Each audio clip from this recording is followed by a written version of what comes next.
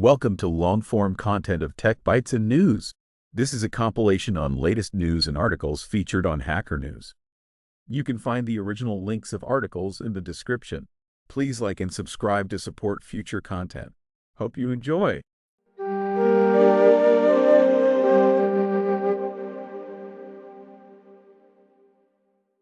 Welcome to Tech Bytes and News, your daily roundup of articles featured in Hacker News. Today we're diving into a really cool GitHub project, Synergetica, a desktop app for designing genetic circuits. It's got a fantastic design and some seriously impressive features. Genetic circuit design? That sounds intensely interesting. What makes this app stand out from other tools in the field? Well, it's the end-to-end workflow. You can design circuits using either a node-based interface, which is great for visual learners, or a code-based one for those who prefer a more programmatic approach. Then, you can simulate protein expression levels interactively, which is a huge time saver. Interactive simulation? That's a game changer. How does the DNA sequence generation work? Is it fully automated? Pretty much. The app generates DNA sequences based on the parameters you define during simulation. It's all about streamlining the process, making it much more efficient than traditional methods. Plus, it works entirely offline, which is a big plus for security and privacy. I see. So it's not just about design, it's about the entire pipeline, from concept to sequence. That's a pretty comprehensive approach. What languages was it built with? Primarily TypeScript, with some Python and Rust sprinkled in. The use of Tori is also noteworthy, as it allows for a native-feeling desktop application. It's a really smart tech stack choice, offering a good balance of performance and cross-platform compatibility. TypeScript for the front end makes sense, given the complexity of the interface. But Python and Rust, what are those used for specifically? I'm curious about the architecture. Good question. I believe Python is likely used for the simulation engine, given its strengths in numerical computation. Rust, being a systems programming language, might be used for performance-critical parts, perhaps related to the DNA sequence generation. It's a clever combination, really. It sounds like a well-thought-out architecture. The project has a MIT license, which is great for open-source collaboration. Has it gained much traction in the community? Absolutely. It has 52 stars and 2 forks on GitHub, which is a pretty good start for a project like this. And it's got a nice, clean website with documentation. The fact that it's already at version 1.0.0 suggests a level of maturity. Impressive. It seems like Synergetica is filling a real need in the synthetic biology community. The combination of visual design tools, powerful simulation, and automated sequence generation is a compelling proposition. Exactly. It's a powerful tool that could significantly accelerate genetic circuit design. It's definitely worth checking out if you're working in this field. And that's all the time we have for today's Tech Bytes and News. Thanks for listening. Goodbye. Bye-bye. Welcome to Tech Bytes and News, your daily roundup of articles featured in Hacker News. Today, we're diving into the fascinating story of Edgeware's transformation in 1924, a centenary celebration of suburban development fueled by the Northern Line extension. It's a tale of architectural styles clashing and coexisting, a boom in speculative building, and the lasting impact of improved transport links. Absolutely. The Northern Line extension to Edgeware, 100 years ago? That's incredible. So what was the situation before the tube arrived? Well, Edgeware had been a small village, primarily agricultural, for centuries. The Great Northern Railway arrived in the late 19th century, but it didn't trigger a population explosion. It was only in the early 20th century, with speculative builders like George Cross, that things started to change. The population was a little over 1,500 by 1921, but the tube's arrival 3 years later, boom! A 350% increase in the next decade. Wow, a 350% increase. That's astonishing. And the station itself?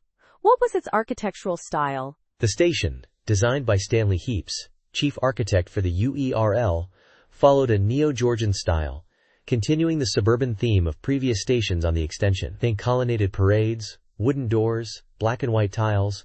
Quite elegant, but not the streamlined modernity we associate with later stations like Arnos Grove. Heaps was somewhat overshadowed by Charles Holden, though.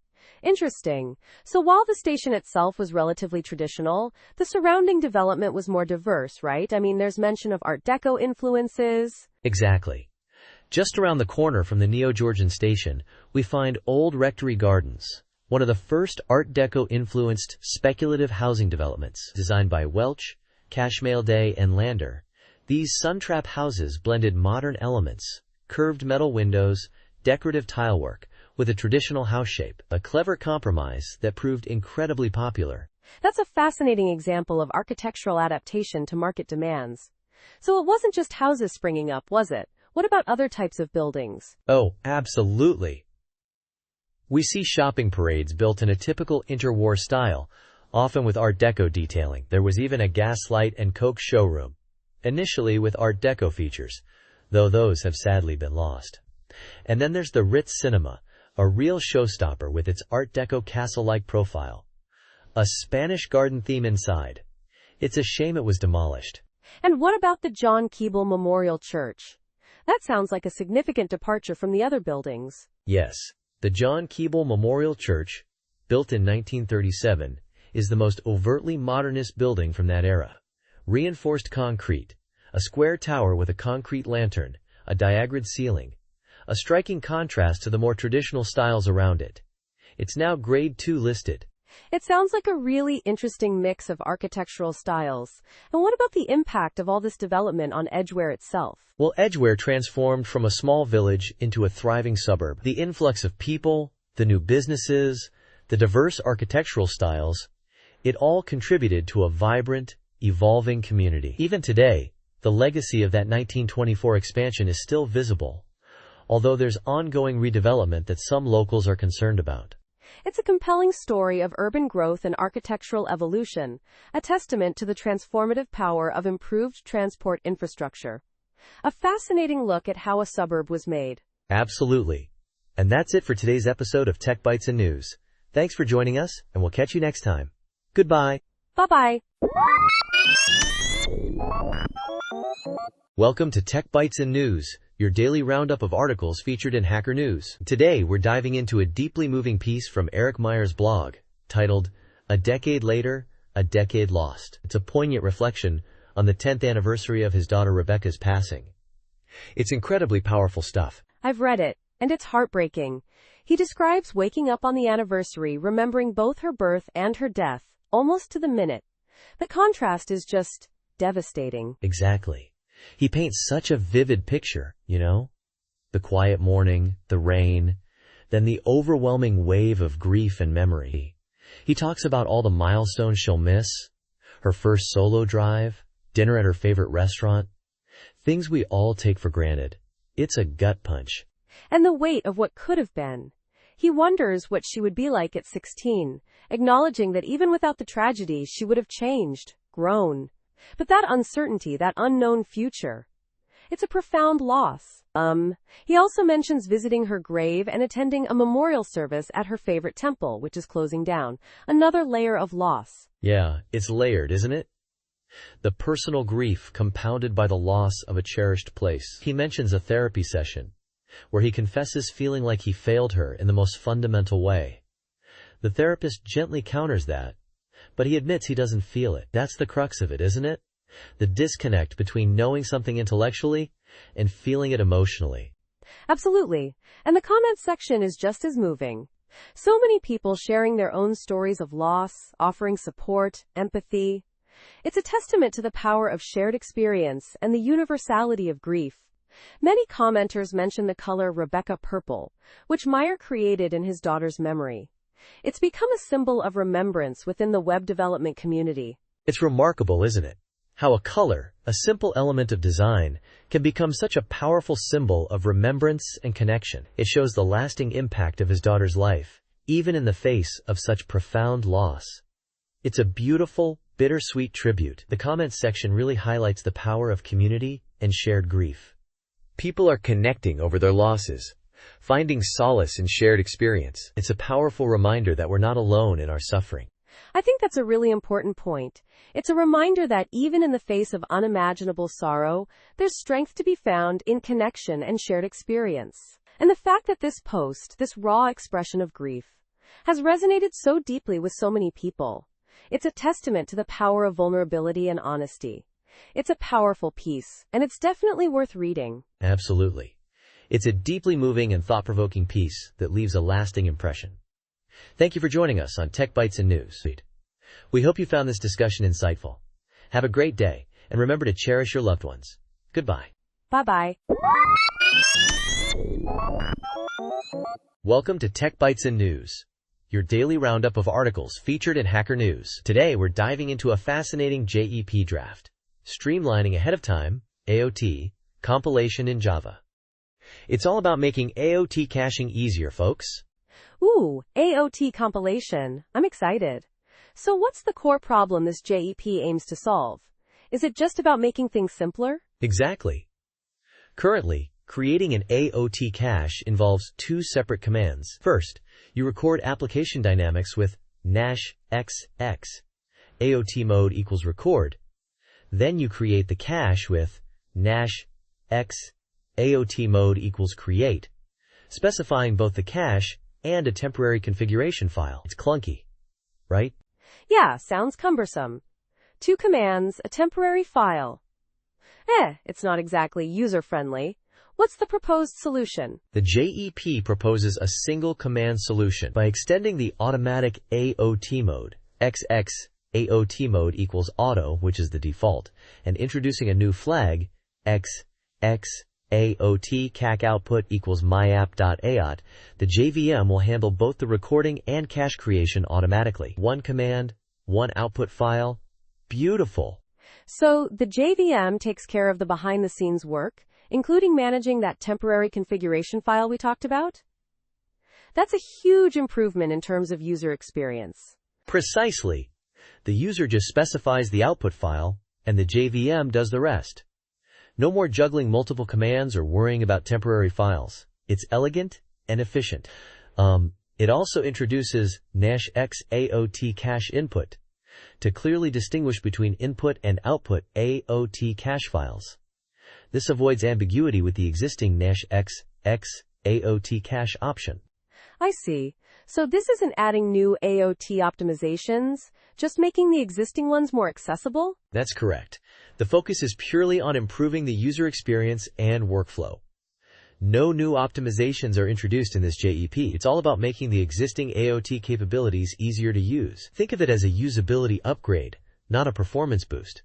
Though the performance benefits of AOT are still there, of course. That's a smart approach. Sometimes, improving usability can have a bigger impact than adding more features.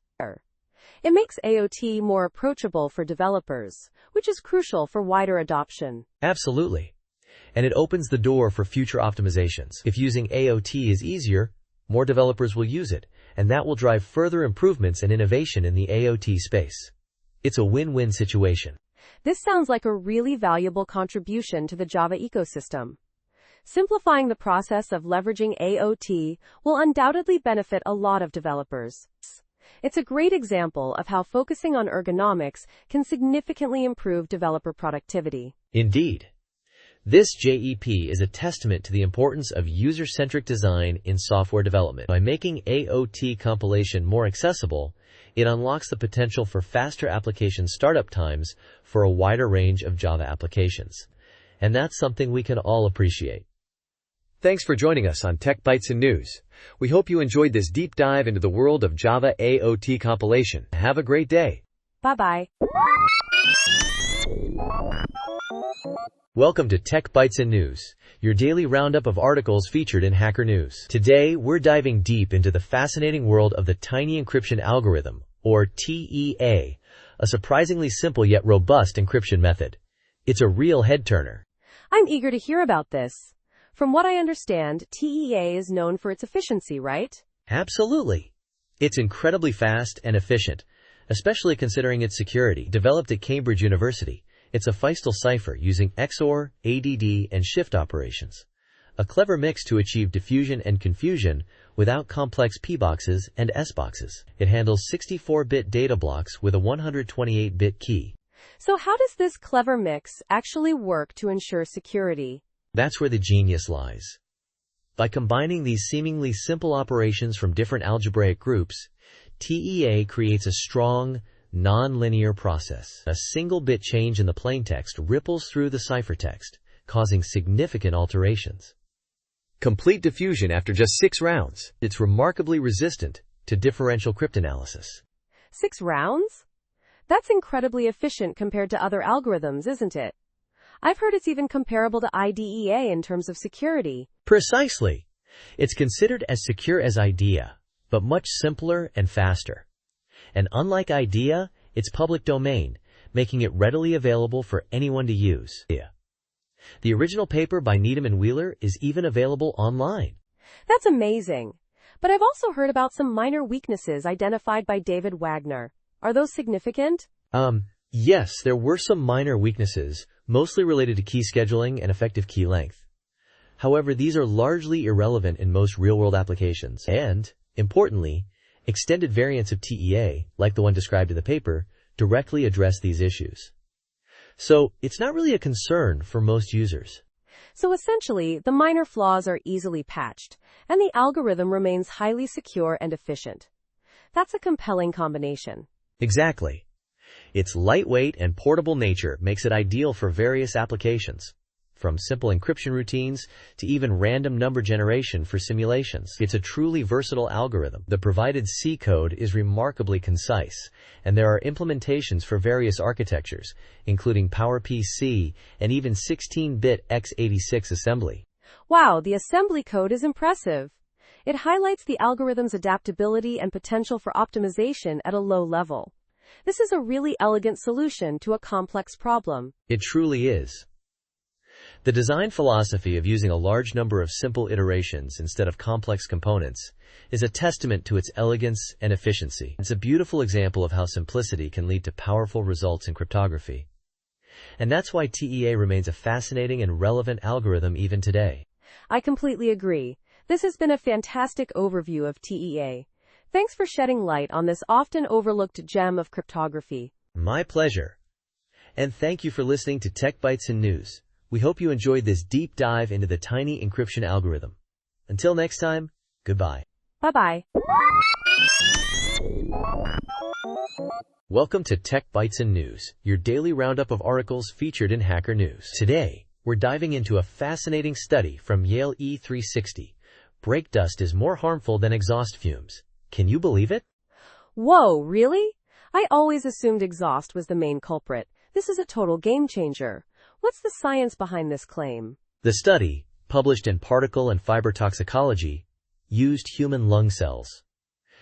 They exposed them to both brake dust and diesel exhaust. The brake dust caused significantly more damage. That's alarming. What kind of damage are we talking about? Well, it's cellular damage, which can contribute to various respiratory issues, including asthma. And get this. Newer brake pads, while asbestos-free, are actually worse than the older asbestos-containing ones. Wait, what? Asbestos is a known carcinogen.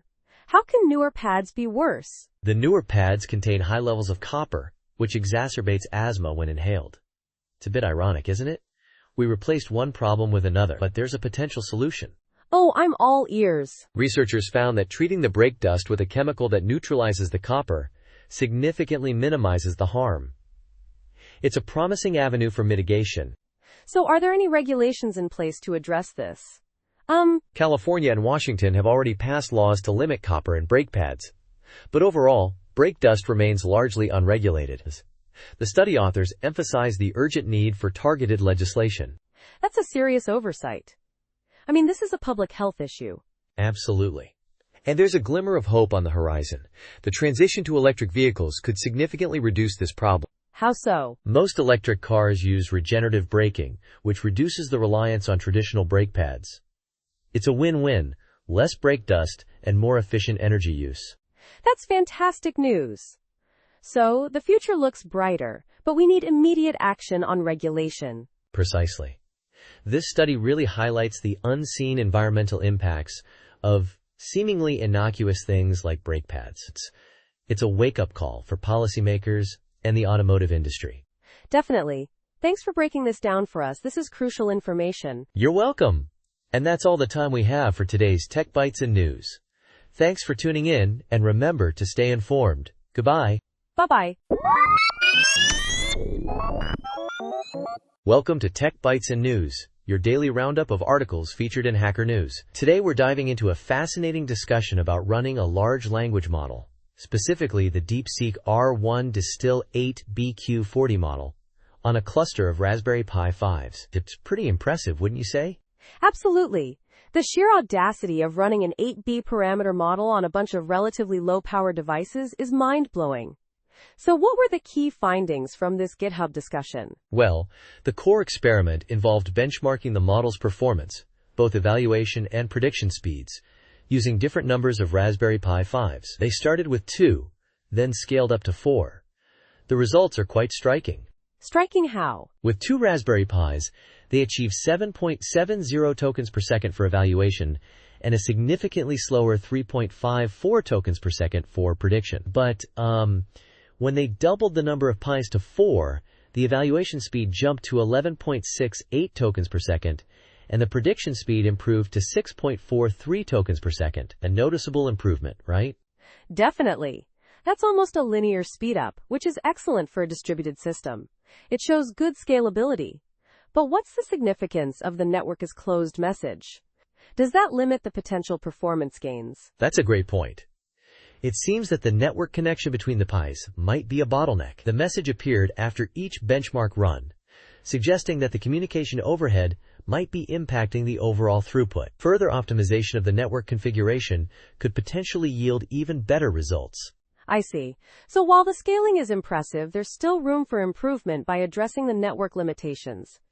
It's interesting that they're using such a relatively low bandwidth network for this kind of task. Perhaps a faster network would significantly improve the performance, especially for the prediction task, which seems to be more sensitive to network latency. Exactly. It highlights the importance of considering all aspects of the system, not just the processing power of the individual nodes. The network is a critical component in a distributed system like this. The detailed timing information provided, those millisecond measurements for each token, is also really valuable for fine-grained performance analysis. It allows for very precise identification of bottlenecks. Absolutely. This level of detail is crucial for optimizing the system. It's a great example of how careful benchmarking and detailed logging can lead to significant performance improvements. The fact that they've shared this data so openly is also commendable. It allows others to learn from their experience and potentially replicate or improve upon their work. You're right. Open source collaboration is key to progress in this field. And the enthusiasm in the comments section, pretty sweet, speaks volumes about the community's reaction to this achievement. It's inspiring to see what's possible with readily available hardware and clever distributed computing techniques. This is a fantastic example of pushing the boundaries of what's considered feasible. Indeed, it's a testament to the power of open source collaboration and the ingenuity of the developers involved. Thanks for breaking down this fascinating discussion for us. This has been a really insightful look into the world of distributed large language model inference. My pleasure. And that's all the time we have for today's Tech Bytes and News. Thanks for listening, and we'll catch you next time. Goodbye. Bye-bye. Welcome to Tech Bytes and News, your daily roundup of articles featured in Hacker News. Today, we're diving deep into the explosive growth of renewable energy in Texas, specifically solar and battery storage. It's a fascinating story of how a state historically reliant on natural gas is rapidly transforming its energy grid. Get ready. Absolutely. The headline alone is impressive. More solar and battery storage added than any other power source. But how significant is this shift really? I mean, Texas is huge. You're right, it's massive. The Dallas Fed's research shows that in 2024 alone, Texas added almost 9,700 megawatts of solar capacity and a staggering 4,374 megawatts of battery storage. That's almost triple the battery storage added in 2023. Think about that scale. So this isn't just a small incremental change, it's a complete overhaul, right? What's driving this incredible growth? Several factors are at play. The market for renewables is booming in Texas, and the state's permitting processes are relatively streamlined compared to other states. Plus, there's huge demand from data centers, cryptocurrency mining, and AI, all energy-intensive industries. And the competitive market for batteries is also a big factor. Interesting. So the demand is there, the infrastructure is improving, and the technology is becoming more affordable. But what about ERCOT, the grid operator? How are they handling this massive influx of renewable energy? That's a great question. Historically, ERCOT relied heavily on natural gas. But they're adapting. They've incorporated battery storage contributions into their forecasting models for the first time, recognizing its crucial role, especially during bridge hours. Those times in the morning and evening when solar power isn't available. It's a smart move. I see. And what about the long-term implications? Is the grid infrastructure keeping up with this rapid expansion? That's where things get really interesting. The sheer volume of renewable energy being added is pushing ERCOT to upgrade its transmission system. They're proposing a move to higher voltage lines, from 345 kilovolt to 765 kilovolt. This is a huge undertaking, requiring significant public investment, but it's necessary to ensure grid stability and reliability. It's a massive undertaking. It sounds like a massive undertaking indeed. But it also sounds like a necessary one to support this incredible growth in renewable energy. This whole situation highlights the need for proactive planning and investment in grid infrastructure, doesn't it? Absolutely. Texas's experience shows that forward-thinking planning, like the creation of competitive renewable energy zones back in 2005, can pay off big time. It's a model other states and even the Federal Energy Regulatory Commission could learn from. It's a testament to the power of long-term vision. It really is. So to summarize, Texas is leading the way in renewable energy adoption, driven by market forces, technological advancements, and proactive planning. But this rapid growth also presents challenges, particularly in upgrading the grid infrastructure to handle the influx of solar and battery storage. It's a thrilling time for the energy sector. Precisely. It's a dynamic situation, full of challenges and opportunities, and it's a story that's far from over. Thanks for joining us on Tech Bytes and News. We hope you enjoyed this deep dive into the Texas energy revolution. Bye for now. Bye-bye. Welcome to Tech Bytes and News, your daily roundup of articles featured in Hacker News.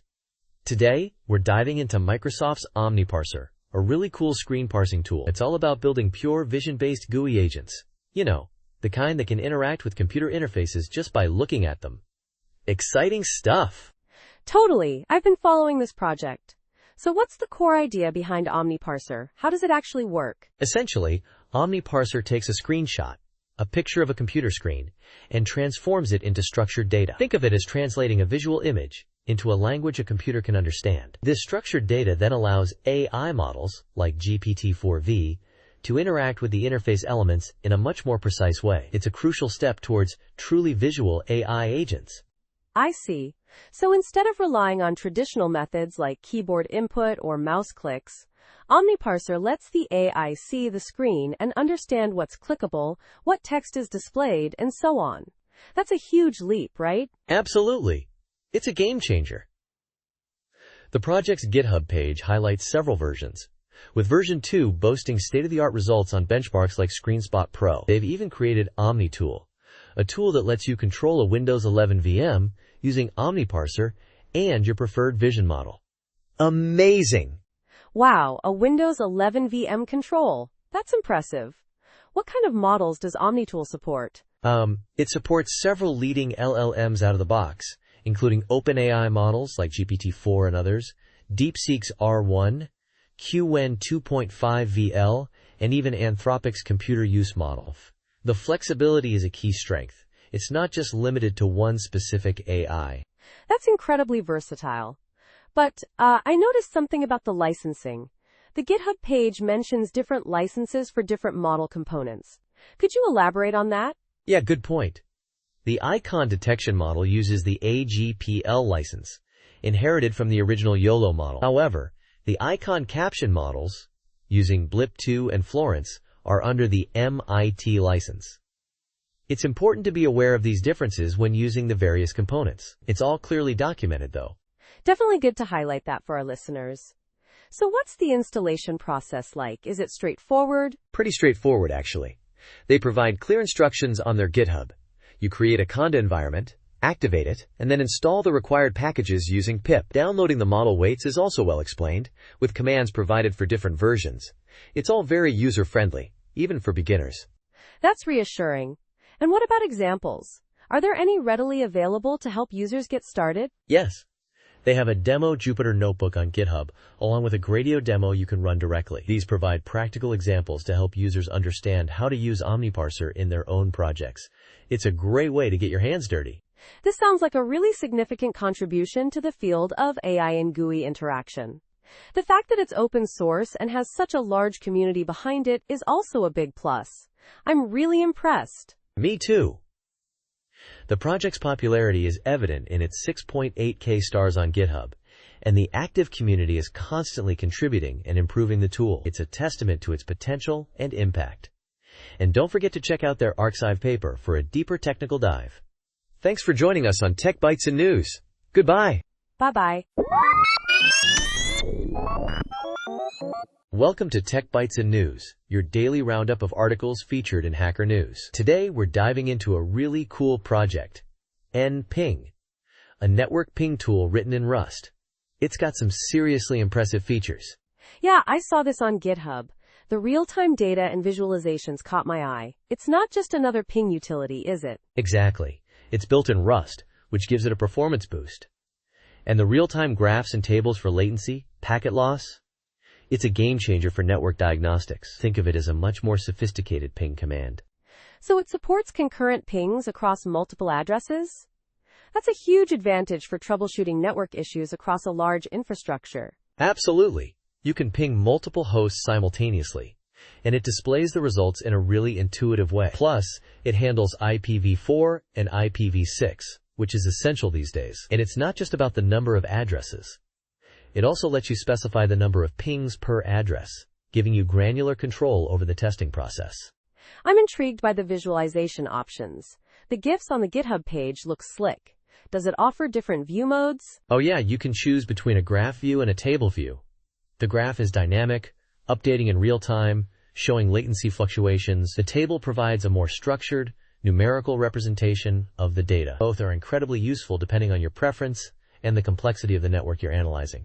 That's clever. What about installation? Is it straightforward? Super easy, especially if you use Homebrew on macOS. Just a couple of commands, and you're good to go. They also have instructions for other methods, but Homebrew is the quickest route. And the roadmap looks ambitious. Adding geolocation data for IP addresses would be a fantastic addition, wouldn't it? Totally. Being able to see the geographical location of a host adds a whole new layer of context to network troubleshooting. And the planned host subcommand, to resolve domain names to IP addresses and display details, is a must-have for many users. It's already a powerful tool, but these additions will make it even better. I do have one slight concern. While the real-time visualization is a great feature, I wonder about the potential performance impact, especially when dealing with a large number of concurrent pings. Could that lead to resource contention on the client side? That's a valid point. The performance will depend on the client's hardware and the number of hosts being pinged. However, given that it's written in Rust, it's likely optimized for efficiency. It's something to keep in mind though, especially for very large-scale deployments. Further testing and benchmarking would be needed to fully assess the performance impact under various conditions. I see. Interesting. Got it. Definitely. Overall, though, NPing seems like a significant improvement over traditional ping tools. The combination of speed, visualization, and concurrent pinging makes it a very compelling option. Absolutely. It's a testament to the power of Rust, and a great example of how well-designed tools can significantly enhance network administration and troubleshooting. Thanks for joining us on Tech Bytes and News. We hope you enjoyed this deep dive into NPing. Have a great day. Bye-bye. Welcome to Tech Bytes and News, your daily roundup of articles featured in Hacker News. Today, we're diving into a fascinating study. Facing the music or burying our heads in the sand. Adaptive emotion regulation in midlife and late life. It's a deep dive into how we cope with emotions, especially as we age.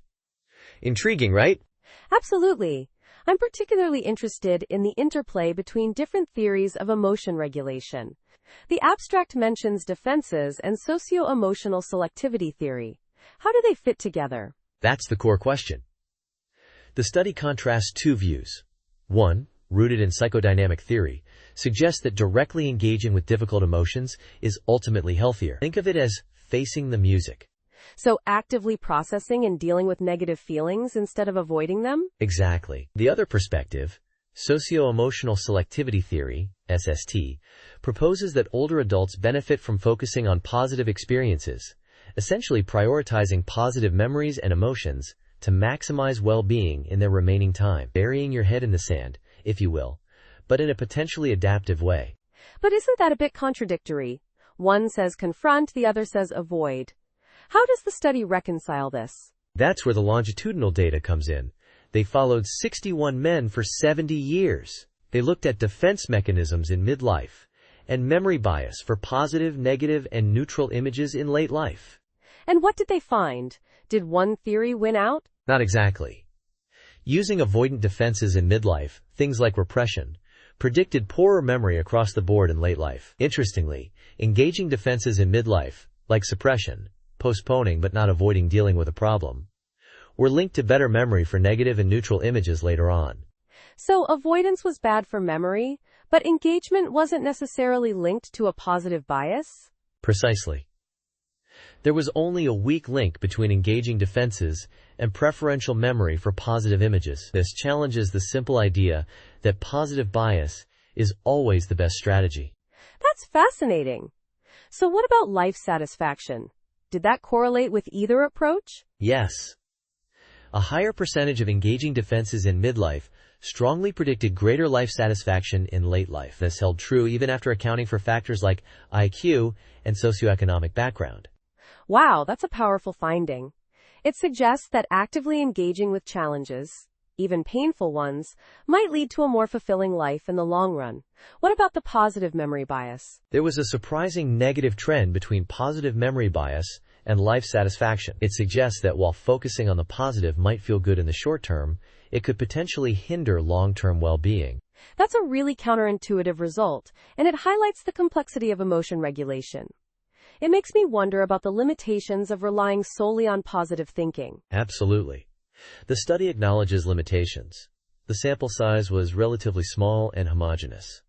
But the findings are still thought-provoking. It suggests that a balanced approach, involving both engagement and selective attention, might be the most adaptive strategy across the lifespan. Definitely. It's a nuanced picture, and it underscores the importance of further research in this area. Thanks for breaking down this complex study for us. My pleasure. And thank you for listening to Tech Bytes and News. Join us next time for another fascinating deep dive into the world of technology and science. Goodbye. Bye-bye. Welcome to Tech Bytes and News, your daily roundup of articles featured in Hacker News. Today we're diving into Elements of Programming, a truly seminal work by Alexander Stepanov and Paul McJones. It's not just another programming book. It's a deep dive into the fundamental building blocks of algorithms and data structures. Right. I've heard whispers about this book for years. It's fascinating how it's been published in so many different formats and languages. English, Japanese, Russian, Chinese, even Korean. That speaks volumes about its impact, doesn't it? Amazing. Absolutely. The fact that it's available as a free PDF, a paperback, and through various ebook platforms, including Inform IT, Safari, and even Google Play, shows its accessibility, and the existence of multiple translations highlights its global reach and influence. It's a testament to its enduring relevance. And the authors themselves made the PDF freely available after their publisher stopped printing it? That's incredibly generous, and speaks to their commitment to sharing knowledge. It's not often you see that level of dedication. Precisely. It's a remarkable example of open access in the tech world. They even provide errata in both PDF and LaTeX formats, a detail that shows a real commitment to accuracy and community feedback. Impressive. I see. The book focuses on decomposing programs into algorithmic components. That's a powerful concept, isn't it? It's about building reusable, modular code, right? Efficient and maintainable. Exactly. It's about thinking abstractly about algorithms, not just about implementing them in a specific language. It's about understanding the underlying principles, It's a shift from implementation details to the fundamental building blocks of computation. It's a game changer. And there's even a lecture from Stanford's EE 380 course available online, with slides and a video recording. That's a fantastic resource for anyone wanting to delve deeper. Incredible. It is. It's a great way to get a taste of Stepanov and McJones' teaching style and their approach to the subject matter. The fact that they made this available further underscores their commitment to education and open access. It's amazing. I also noticed a link to related work, including an article about turning Egyptian division into logarithms. That seems a bit tangential, but perhaps it illustrates the broader mathematical principles underlying the book's approach. You're right, it's a bit of a tangent, but it highlights the book's focus on fundamental mathematical concepts and how they relate to programming. It shows the depth of the author's thinking and their commitment to exploring the underlying mathematical foundations of computer science. Fascinating. Overall, Elements of Programming seems like a must-read for anyone serious about software development. It's a book that will challenge your thinking and help you write better, more efficient code. Highly recommended. I completely agree. It's a book that deserves its reputation. It's a classic for a reason. Thanks for joining us on Tech Bytes and News. We hope you enjoyed this deep dive into elements of programming. Have a great day, everyone. Bye-bye. Welcome to Tech Bytes and News, your daily roundup of articles featured in Hacker News. Today, we're diving into a fascinating improvement in Nix, pre-resolved store paths. It's a game changer, especially for resource-constrained environments. I'm all ears. So what's the core problem this solves? I understand Nix's power, but what's the bottleneck? Right. The issue is Nix evaluation process. Before building anything, it needs to determine the store path where the built artifact will live. This evaluation tax is significant, even when pulling from a cache, especially on low-resource devices. It consumes memory and time. So even if you're just fetching from a cache, you still pay this evaluation cost? That seems inefficient. Precisely. That's where FlakeHub's resolved store paths come in. It's a brilliant solution. It lets you get the store path without the evaluation step, directly from FlakeHub's database. Wow, that's a huge leap. How does it work practically? Are we talking about some new command line tool? Yes, it uses the fhcli. There are two main commands, fhresolve and fhapply. Fhresolve gets you the store path for a given flake reference, instantly. No Nix evaluation needed.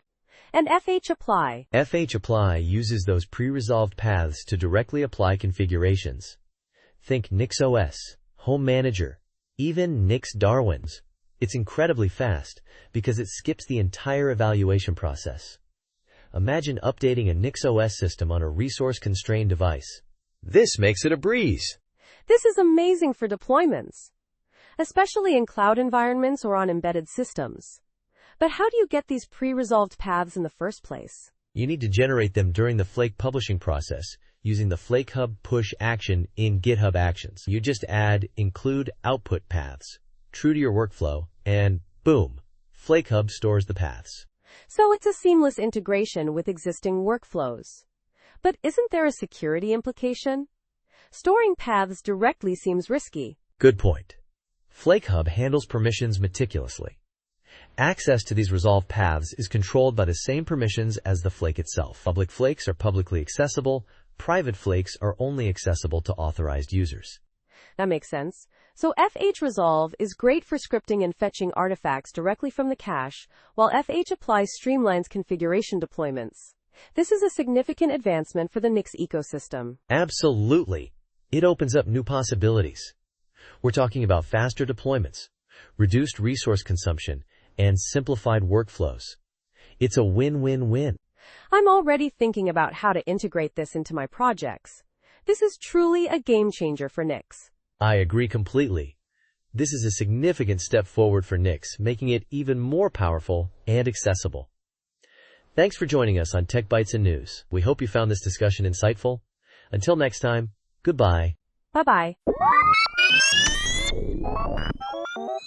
Welcome to Tech Bytes and News, your daily roundup of articles featured in Hacker News. Today, we're diving into a fascinating VS Code extension, the LLM debugger. It's a proof of concept, mind you, but the potential is huge. Right, I saw this on Hacker News too. So it uses LLMs for debugging, but what makes it different from other LLM-based debugging tools? I mean, there are plenty out there, right? That's the key. Most tools only analyze static code.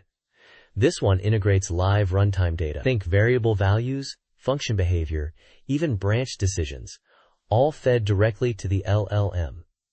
It's like giving the LLM a front row seat to the program's execution. Wow, that's a pretty significant difference. So the LLM isn't just guessing based on code.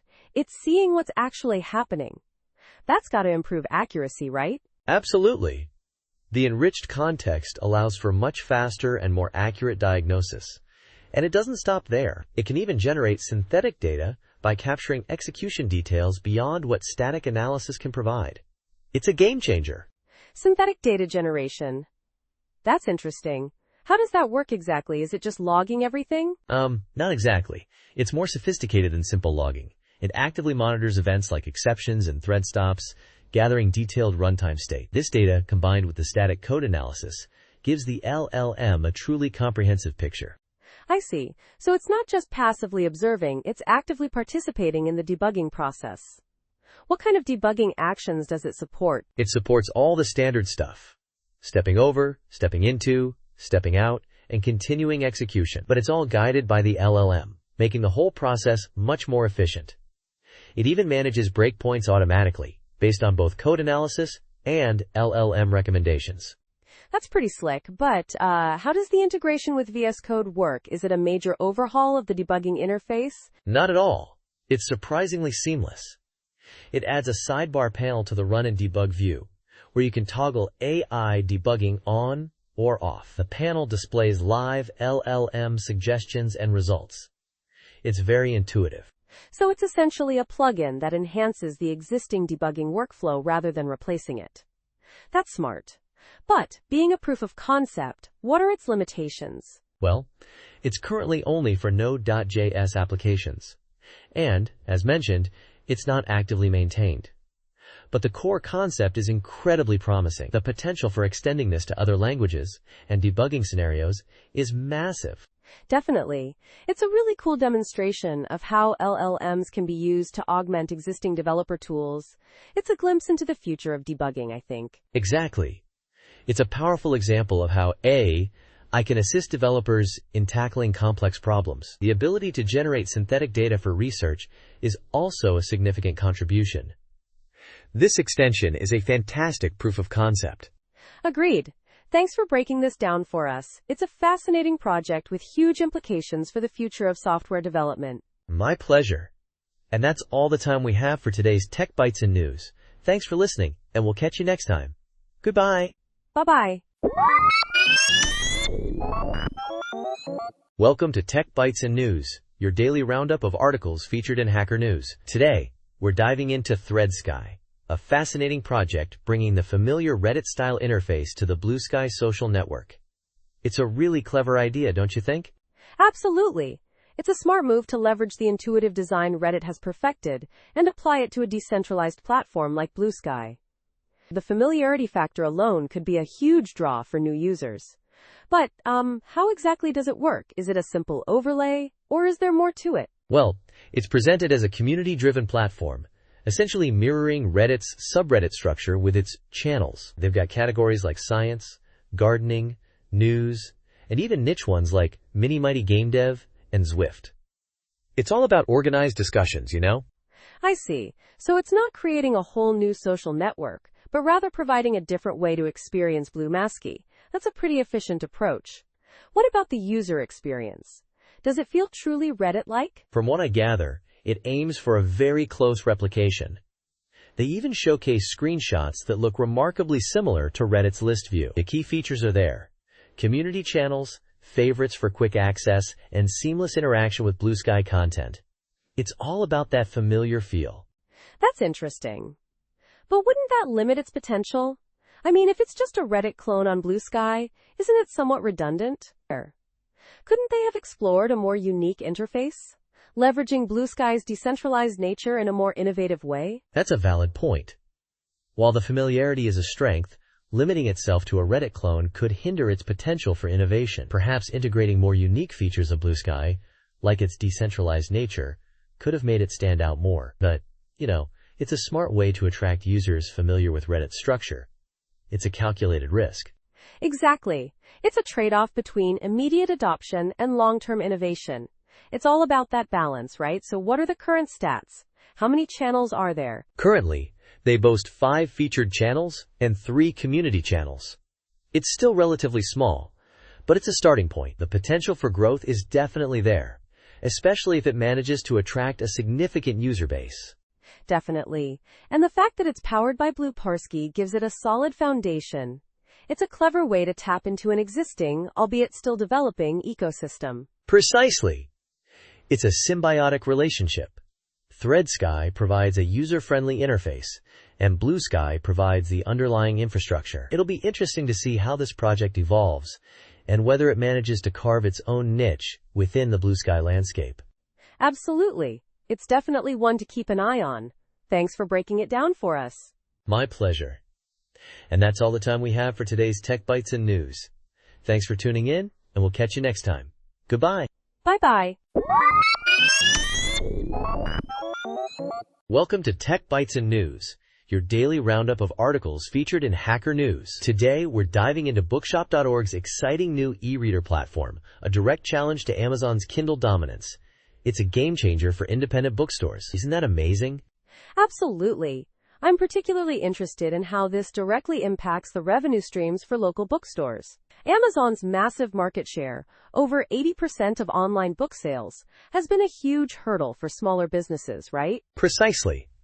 Bookshop.org, already known for connecting readers with local bookstores, is now offering a complete e-reading solution. This means independent bookstores can finally compete in the digital market. They get 100% of the profits, unlike the current situation where Amazon takes a significant cut. That's a huge shift.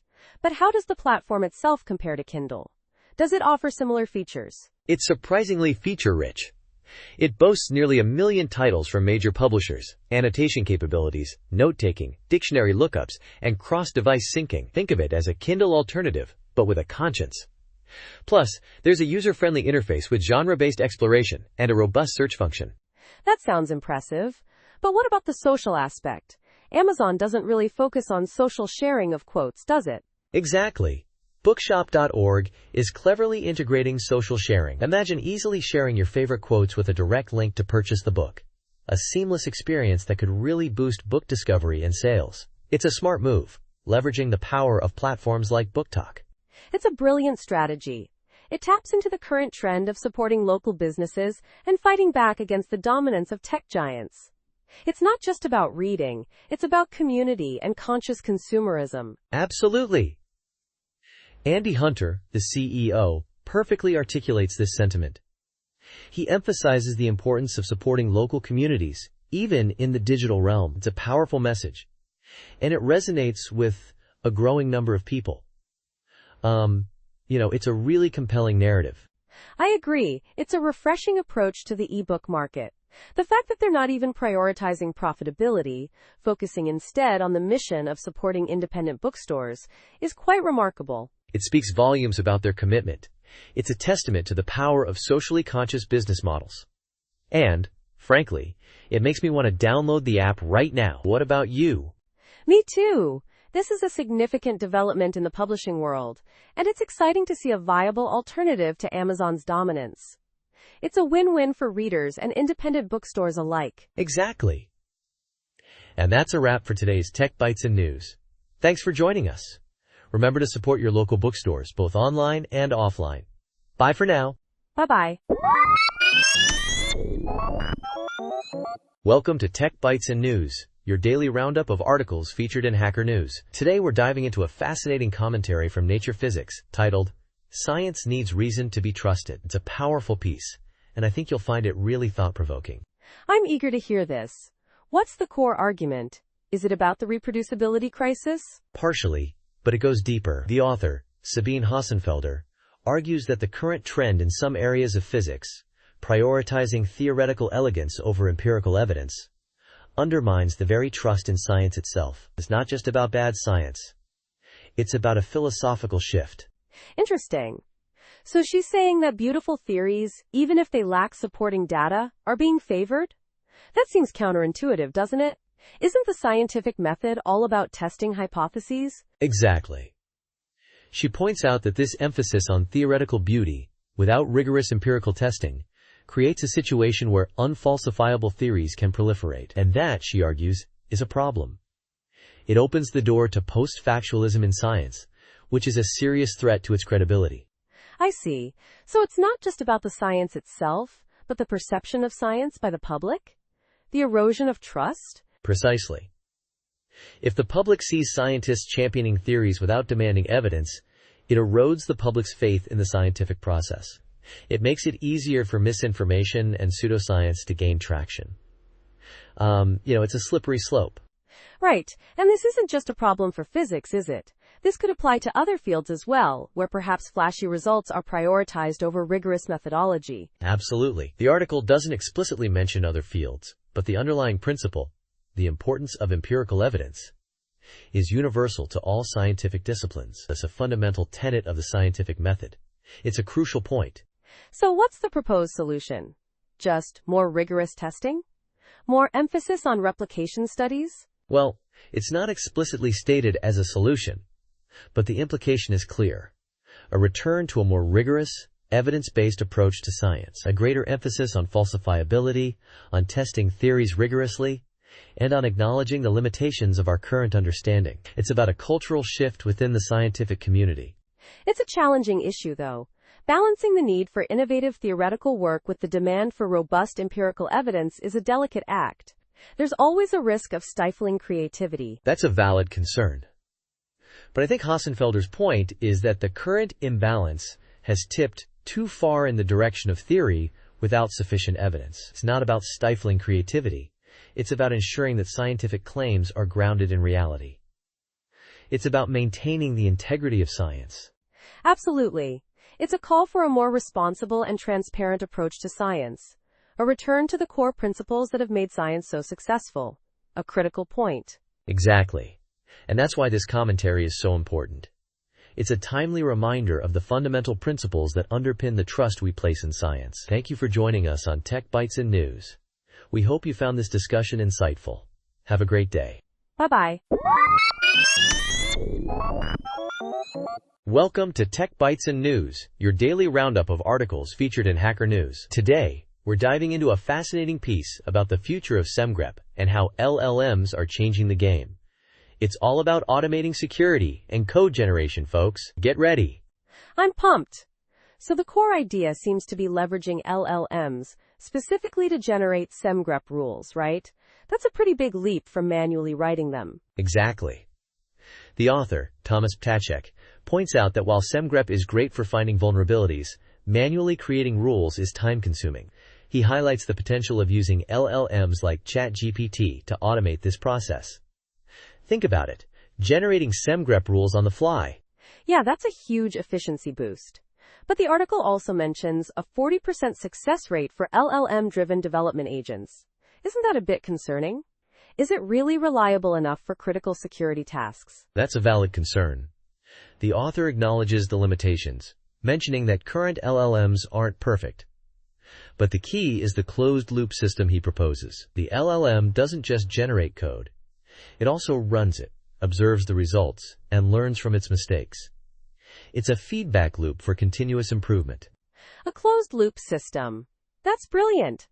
So the LLM essentially becomes a self-improving security tool. It generates rules, tests them, refines them based on real-world results, and even generates unit tests to cover potential bugs. It's like having a tireless, ever-learning security engineer. Precisely. And the author uses the example of Cursor, an LLM-driven development agent, to illustrate this. He describes how he used Cursor's rules feature to, essentially, teach Cursor to write its own no-Basel rule, avoiding a specific build system. It's a powerful demonstration of the potential. That's amazing. It's not just about generating rules, it's about creating a system that learns and adapts.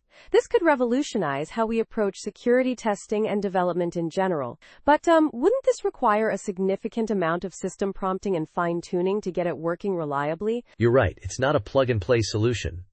It requires careful system prompting and iterative refinement. But the potential payoff, automating a tedious and error-prone process, is enormous. The author even suggests that LLMs could eventually generalize from exceptions they fix, creating comprehensive unit test coverage automatically. That's a game changer. This is seriously mind-blowing. It's like we're entering a new era of automated software development and security. The implications are huge, from increased efficiency to improved code quality and enhanced security. I'm already thinking about how this could be applied to my own projects. Absolutely. The article really highlights the potential of LLMs to transform our workflows. It's not just about using LLMs as tools. It's about building intelligent systems that learn and adapt alongside us. And that, my friends, is the future of software development and security. Thanks for joining us on Tech Bytes and News. We'll see you next time. Bye-bye. Welcome to Tech Bytes and News, your daily roundup of articles featured in Hacker News. Today, we're diving into a fascinating retro tech project, the MSX-BOOK one-chip MSX 2 Plus computer, available on Tindy. It's a truly unique piece of hardware. Wow, MSX 2 Plus. That takes me back. So what exactly is this MSX-BOOK? Is it just a modern take on an old system or something more? It's a modern, portable take on the classic MSX system, but with some seriously cool upgrades. Think of it as an MSX 2 Plus computer crammed into a laptop form factor. It's based on the one-chip MSX, which simplifies the design significantly.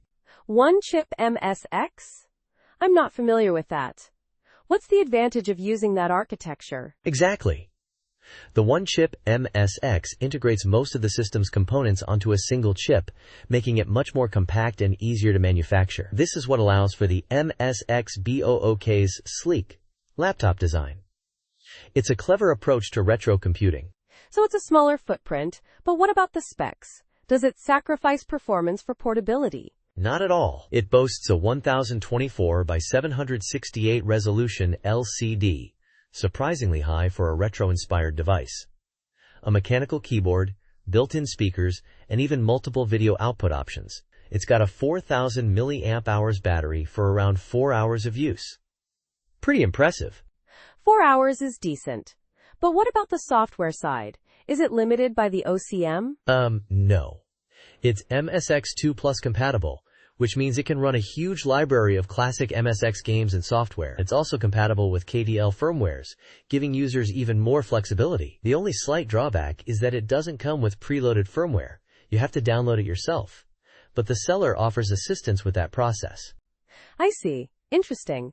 So it's essentially a fully functional, portable MSX 2 Plus machine with a modern twist. But it's currently out of stock, right? Yeah, unfortunately, it's sold out since February 11th, 2025.